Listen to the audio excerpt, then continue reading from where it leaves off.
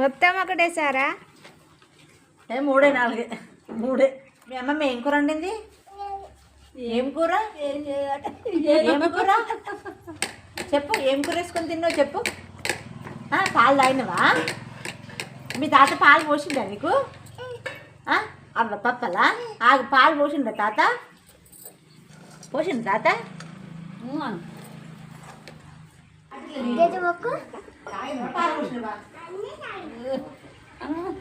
అట్లా అంటారు అమ్మమ్మ.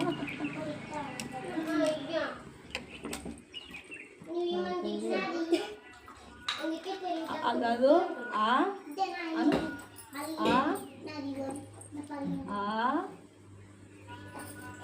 ఏబిసిలన్ ఏ కూర్చున్నావా?